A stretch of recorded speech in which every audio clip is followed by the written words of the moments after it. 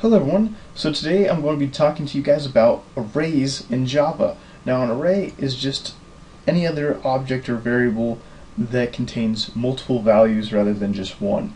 Now up to this point we've been doing things like string name equals Kurt, where it holds one value. But what if we want to hold a set of values under a group?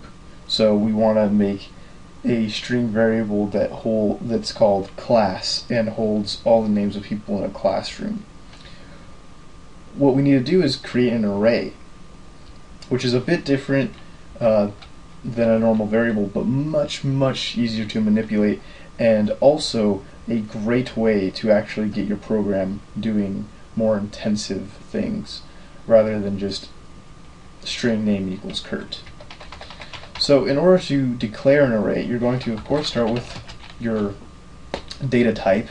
In this case we're going to use string, because even though this is an array, it's still a variable, and so we have to declare what type it's going to be. Next, it's going to be followed by square brackets, which just signifies that this is an array. Now, you can put the brackets here, like string brackets, and then the name of your variable, or you could do the brackets and then the name of the variable, but it's more common to have the space on each side of the bracket so it's more readable and obvious that this is indeed an array. We're going to call this one class. Oops, we're not going to call this one class because that's a reserved name. We're going to call this one group names, and we're going to have it set to equal to new string and then square brackets. Now with an array, you have to decide what the size of the array is going to be. When we get into example projects, we'll get into how you can find out the size that you need your array to be, but for now we're just going to put a 5 in here, which signifies that this is going to hold 5 string values. So now that we have our string array, how do we actually assign values to the values and the elements in the array? Simply, we would say something like group names bracket 0 equals Kurt. And what this will do is set the first element equal to Kurt. Now you may be saying, well, why is it 0? And this is actually a very common issue. People don't understand that this is going to be 0, and it's also a common mistake where someone will put 1 instead of 0. 0 is going to be the start of your array because computers will start counting at 0.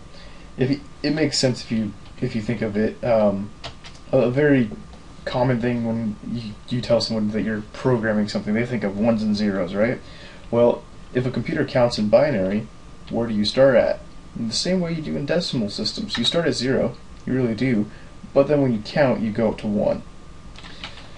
And so a computer, of course, is going to start counting at 0, just like we do, but instead of just saying 1, it's going to literally start at 0.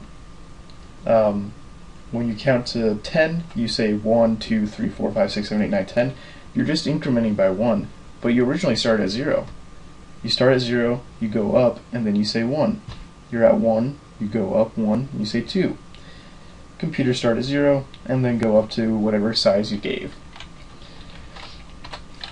So what we can do now is say system.out println name, and let's say group names 0.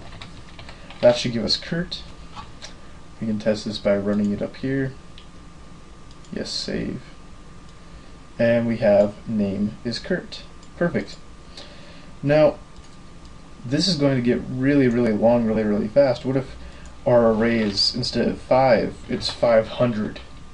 It's going to take a long time to go through each one of these and say group names 1 equals Chris, group names 2 equals Ron, and etc. So is there a way we can just do this at once? We can, let's say, like, we already know all the values that are going to be in our array. How do we do this? Well, let's say this is back down to a 5. What we can actually do is, instead of setting it equal to a new string array of size 5, we can set it equal to these curly braces. Now if you've done like pre-cal or calculus, you'll see these when we're talking about sets in math, and in computers we use them as well. Curly braces are going to signify that you're talking about a group of values, whether those be numbers or whatever. In Java, if you do these curly braces, you can literally define the size of the array as you're adding the values. So in this case, we can say Kurt, comma, Ron, Chris, Jacob, and Rick. Now you notice we separate each one of these by a comma to say that we're done with that value and moving on to the next one. And you'll also see that we put each one of them in quotations. Just like a string, we're giving each one of these values in double quotations. We're saying this is a string, and this is going to be value 1, comma, this is going to be value 2, etc. And we have 5 of them, so it knows that the size of this array is going to be 5, and Java will actually handle this as string, not string, not that. It'll handle it as group names 0 equals Kurt, and etc. However, because we have already defined it out there, we can switch the names around and do something else like Tanya as the name. We save, print, or not print, we save, run, and we get the first name to be Tanya. And so now you see how we can create our array and even make edits to it later on. That's really the basics of arrays. There's not really much more to them. Later on, when we do example projects, again, I'll show you guys some of the more advanced things that these can do. But for now, I want you guys to get used to really just defining an array like this, and then also doing smaller arrays as something like int bracket ages equals new int 10 or 5, and then going in here and actually understanding how to reference each one of these as its own number, and making sure that what you do is starting at 0 and then incrementing, because if you start at 1, you'll end up with some really weird results, especially when you try to reference something that doesn't exist. Before we go, actually, let's see what that looks like. So if we change this from group name 0 to, let's say, 5, which doesn't exist because we start at 4, or start at 0, so the last index would actually be 4. If we run this, we're going to get an exception, and it'll say exception in thread main, index out of bound, exception number 5, saying that this index number 5 is not within the bounds of our array.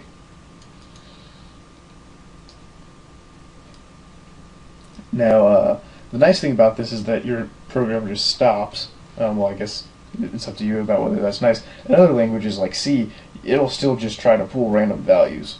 So this is kind of a nice thing that it just stops rather than creating massive issues later on. If you guys have any questions or comments, if you don't understand how to define an array or how you're supposed to reference them, let me know. If you want to understand more in depth, I didn't really have time to explain exactly why it starts at 0.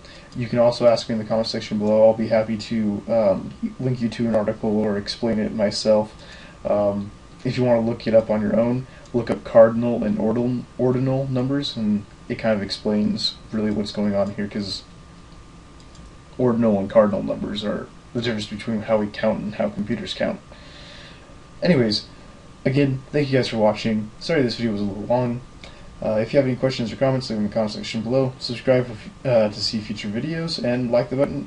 Press the like button if you like the video. Thank you.